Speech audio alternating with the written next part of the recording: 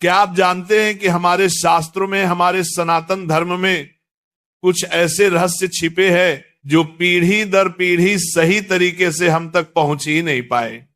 कुछ ऐसी बातें जो अगर सही समय पर और सही तरीके से जान ली जाएं तो इंसान का भाग्य बदल सकती हैं।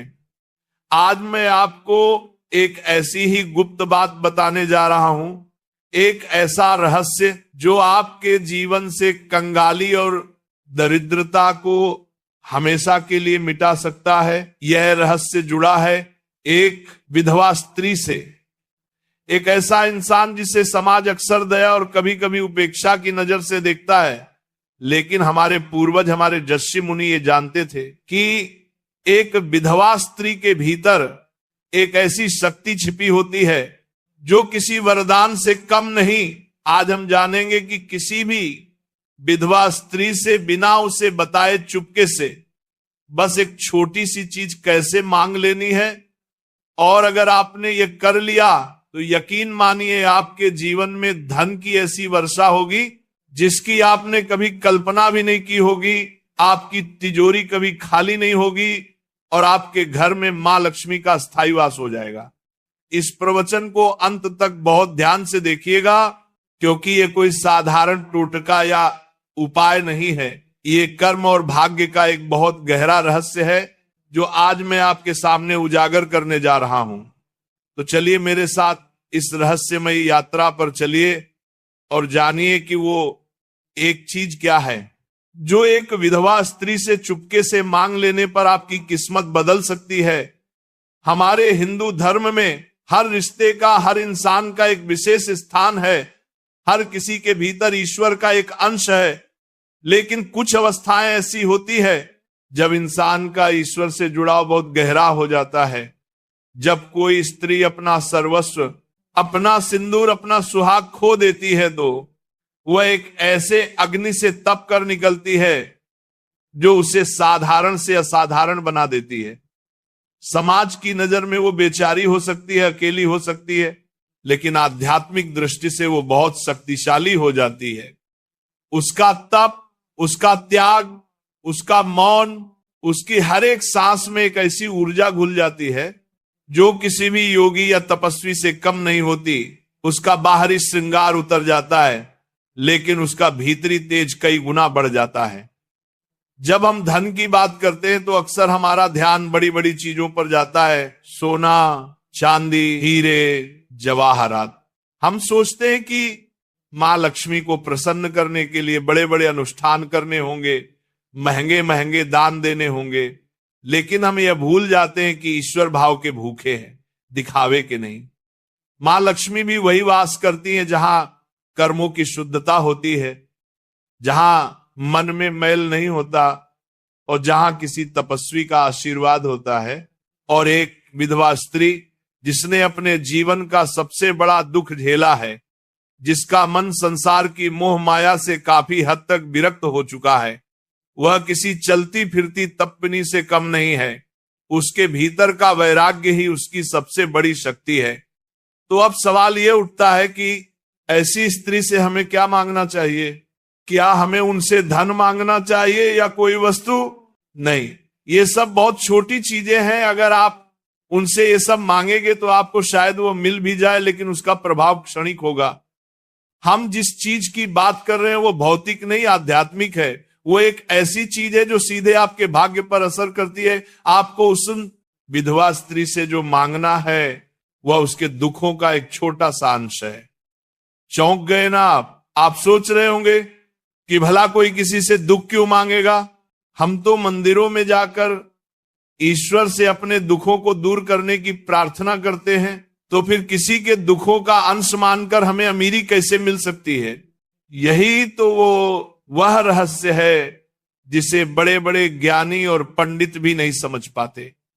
यही कर्म का वह सूक्ष्म सिद्धांत है जो आज मैं आपके सामने खोलने जा रहा हूं। इसे समझने के लिए पहले हमें दुख और सुख के चक्र को समझना होगा। हर इंसान अपने प्रारब्ध, अपने पिछले जन्मों के कर्मों का फल इस जीवन में भोगता है। गरीबी, बीमारी, अपमान, ये सब हमारे ही किसी बुरे कर्म का नतीजा होते हैं जब कोई स्त्री अपने पति को खोती है तो ये उसके जीवन की सबसे बड़ी परीक्षाओं में से एक होती है। ये एक ऐसा दुख है जो उसके कई जन्मों के बुरे कर्मों को एक साथ जलाकर भस्म कर देता है। वह दुख की आग में तप कर कुंदन बन जाती है। उसका हर आंसू, उसकी हर आह उसके कर्मों की मैल को धो देती है। इस प्रक्रिया में वो स्त्री आध्यात्मिक रूप से इतनी पवित्र और शक्तिशाली हो जाती है कि उसकी प्रार्थना में, उसके आशीर्वाद में और यहां तक कि उसके श्राप में भी बहुत बल आ जाता है। इसीलिए कहा जाता है कि किसी विधवा को कभी सताना नहीं चाहिए। उसका दिल दुखाने का मतलब है सीधे सीधे अपने दुर्भाग्य को निमंत्रण देना। अब आते हैं उस रहस्य पर कि उसका दुख मांगने से आपका भाग्य कैसे चमकेगा। जब आप सच्चे मन से पूरी करुणा और निस्वार्थ भाव से किसी विधवा स्त्री के पास जाकर मन ही मन ये प्रार्थना करते हैं कि हे मां, आप जिस पीड़ा से गुजर रही हैं उसका एक छोटा सा कण मुझे दे दीजिए ताकि आपका बोझ कुछ हल्का हो जाए, तो आप वास्तव में दुख नहीं मांग रहे होते। आप ब्रह्मांड को एक बहुत शक्तिशाली संदेश भेज रहे होते हैं। आप ये दिखा रहे होते हैं कि आपके मन में इतनी करुणा है, इतनी मानवता है कि आप किसी दूसरे के दुख को कम करने के लिए खुद कष्ट उठाने को तैयार हैं। ये स्वार्थ से परमार्थ की ओर एक बहुत बड़ी छलांग है। और जिस क्षण आपके मन में ये भाव आता है उसी क्षण आपके भाग्य के बंद दरवाजे खुलने लगते हैं। क्यों? क्योंकि गरीबी और कंगाली केवल धन की कमी का नाम नहीं है। गरीबी एक मानसिक अवस्था है, एक आध्यात्मिक बाधा है। यह हमारे अंदर की स्वार्थ, लोभ और संकीर्णता का बाहरी रूप है। जब हम केवल अपने लिए मांगते हैं, अपनी सुख सुविधाओं के लिए प्रार्थना करते हैं, तो हम उस संकीर्णता के दायरे में ही बंधे रहते हैं। लेकिन जब आप किसी दूसरे के दुख में हिस्सेदार बनने का साहस दिखाते हैं तो आप अपनी चेतना का विस्तार करते हैं। आप उस छोटे से मैं से बाहर निकलकर हम की भावना से जुड़ते हैं। और यही वो भावना है जो मां लक्ष्मी को सबसे अधिक प्रिय है। मां लक्ष्मी केवल धन की देवी नहीं है, वह समृद्धि की देवी है। और समृद्धि का अर्थ है विस्तार, फैलाव। जब आपकी चेतना का विस्तार होता है तो आपके जीवन में समृद्धि का भी विस्तार होता है। अब समझिए कर्म का गणित। जब आप किसी के दुख का एक अंश मांगते हैं तो आप असल में उसके कर्मों के बोझ का एक अंश अपने ऊपर लेने की पेशकश कर रहे होते हैं। ये एक बहुत बड़ा पुण्य कार्य है जो बड़े बड़े यज्ञों और दानों से भी बढ़कर है, क्योंकि यज्ञ और दान में कहीं ना कहीं नाम की, यश की इच्छा छिपी हो सकती है। लेकिन किसी के दुख को चुपके से मांगने में कोई दिखावा नहीं है, कोई स्वार्थ नहीं है। ये आत्मा का परमात्मा से सीधा सौदा है। जब आप ये करते हैं तो उस स्त्री के जो कर्म दुख के रूप में कट रहे थे उसमें से एक अंश आप ले लेते हैं। ब्रह्मांड का नियम है, ऊर्जा कभी नष्ट नहीं होती, केवल अपना रूप बदलती है। जब आप वह कर्मिक ऊर्जा अपने ऊपर लेते हैं तो वह आपके पास आकर दुख नहीं बनती। क्यों? क्योंकि आपने उसे स्वेच्छा से, करुणा के भाव से स्वीकार किया है। आपका वह महान भाव, वो करुणा उस नकारात्मक ऊर्जा को सकारात्मक ऊर्जा में बदल देती है। वह कर्म का क्षण पुण्य के खाते में जमा हो जाता है। आपके इस एक अमल से, इस एक भाव से आपके कई जन्मों के पाप कट जाते हैं। आपके वह बुरे कर्म जो आपकी गरीबी का कारण बने हुए थे, जो आपके जीवन में रुकावटें पैदा कर रहे थे, वह इस पुण्य की अग्नि में भस्म हो जाते हैं। और जैसे ही यह रुकावटें हटती हैं, आपके जीवन में धन और समृद्धि का प्रवाह अपने आप शुरू हो जाता है। ये ठीक वैसा ही है जैसे किसी पाइप में कचरा फंसा हो और पानी रुक गया हो। आप कितनी भी कोशिश कर लें, जब तक वो कचरा नहीं निकलेगा पानी नहीं आएगा। आपके बुरे कर्म ही वो कचरा हैं। और किसी दुखी व्यक्ति के दुख को साझा करने का ये निस्वार्थ भाव वह शक्ति है जो उस कचरे को साफ कर देती है। अब प्रश्न यह उठता है कि यह करना कैसे है? क्या हमें किसी विधवा स्त्री के पास जाकर सीधे सीधे ये बोलना है? नहीं, बिल्कुल नहीं।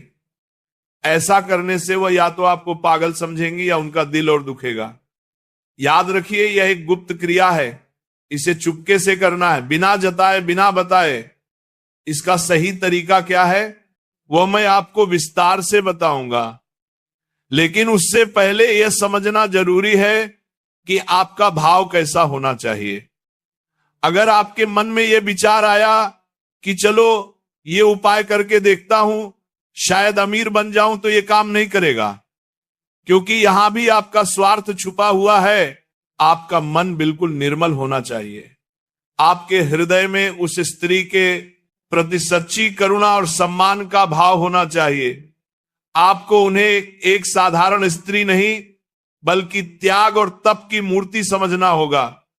आपको उनकी पीड़ा को सच में महसूस करना होगा। जब आपका हृदय इस करुणा से भर जाएगा, जब उनकी पीड़ा को देखकर आंखों में सच में आंसू आ जाए, तब समझिएगा कि आप इस गुप्त क्रिया के लिए तैयार हैं। यह एक साधना है। जैसे कोई योगी ईश्वर को पाने के लिए साधना करता है, वैसे ही यह दरिद्रता को मिटाने की साधना है। और इस साधना की पहली सीढ़ी है अपने भीतर करुणा को जगाना। अब मैं आपको बताता हूं कि इसे करना कैसे है। सबसे पहले अपने आसपास किसी ऐसी विधवा स्त्री को ढूंढिए जो वास्तव में अभाव में जीवन जी रही हो, या जो बहुत सात्विक और धार्मिक जीवन जीती हो। ये कोई आपकी रिश्तेदार हो सकती है, पड़ोसी हो सकती है, या कोई ऐसी स्त्री जिसे आप दूर से जानते हो। महत्वपूर्ण यह है कि उनके प्रति आपके मन में श्रद्धा का भाव हो। अब आपको उनकी गुप्त रूप से मदद करनी है। मदद ऐसी होनी चाहिए कि उन्हें यह पता ना चले कि यह मदद आपने की है। आप उनके घर पर चुपके से राशन रखवा सकते हैं, किसी और के हाथ से उन्हें कुछ पैसे भिजवा सकते हैं। अगर उनके बच्चे हैं तो उनकी पढ़ाई लिखाई का खर्चा गुप्त रूप से उठा सकते हैं। अगर ठंड का मौसम है तो उनके लिए कंबल या गर्म कपड़ों का इंतजाम कर सकते हैं। दान या मदद छोटी हो या बड़ी महत्वपूर्ण नहीं है, महत्वपूर्ण है उसे गुप्त रखना, क्योंकि जैसे ही आप अपनी की हुई मदद का बखान करते हैं उसका पुण्य नष्ट हो जाता है। गुप्त दान का फल अनंत गुना होता है। जिस समय आप यह मदद कर रहे हो, चाहे आप खुद उनके दरवाजे पर सामान रख रहे हो या किसी के द्वारा पैसे भिजवा रहे हो, उसी क्षण आपको आंखें बंद करके अपने मन ही मन पूरी श्रद्धा और करुणा के साथ ये प्रार्थना करनी है। हे जगत जननी के स्वरूप, हे मां, मैं आपके त्याग और तप को प्रणाम करता हूं। मैं आपकी पीड़ा को, आपके दुख को महसूस कर सकता हूं। मैं जानता हूं कि आपका ये दुख आपके कर्मों का फल है, लेकिन मैं आपके इस बोझ को कुछ हल्का करना चाहता हूं। कृपा करके अपने दुखों में से, अपनी पीड़ा में से एक कण मात्र, एक छोटा सा अंश मुझे प्रदान करें। मैं उसे अपने सौभाग्य के रूप में स्वीकार करता हूं। मैं स्वेच्छा से आपके दुख में भागीदार बनता हूं ताकि आपका जीवन कुछ सरल हो सके। मुझ पर यह कृपा करें। बस इतनी सी प्रार्थना आपको मन ही मन करनी है।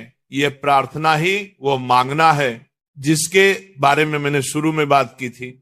आप उनसे धन नहीं मांग रहे, सुख नहीं मांग रहे, आप उनके दुख में हिस्से मांग रहे हैं, और यही वह मांग है जो आपको दुनिया का हर सुख दिलाएगी। जब आप ये प्रार्थना करते हैं तो आप प्रकृति के नियम को अपने पक्ष में कर लेते हैं। आप ईश्वर के सबसे प्रिय गुण करुणा को अपना लेते हैं। उस क्षण आप केवल एक इंसान नहीं रहते, आप ईश्वर का हाथ बन जाते हैं जो किसी दुखी व्यक्ति की मदद कर रहा है। इस क्रिया को करने के बाद आपको भूल जाना है। आपको बार बार ये नहीं सोचना कि मैंने वह उपाय किया था, अब तक फल क्यों नहीं मिला।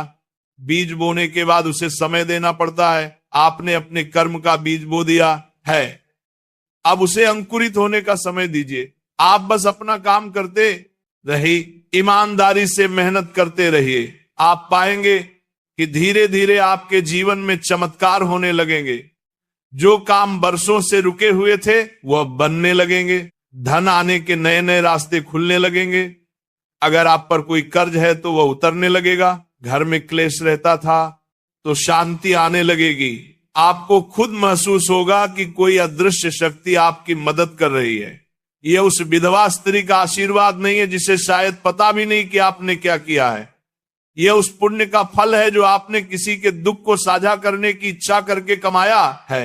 ये उस परम पिता परमेश्वर का आशीर्वाद है जो आपके निस्वार्थ भाव से प्रसन्न हुए हैं। याद रखिए, यह कोई जादू की छड़ी नहीं है कि आज किया और कल आप करोड़पति बन गए।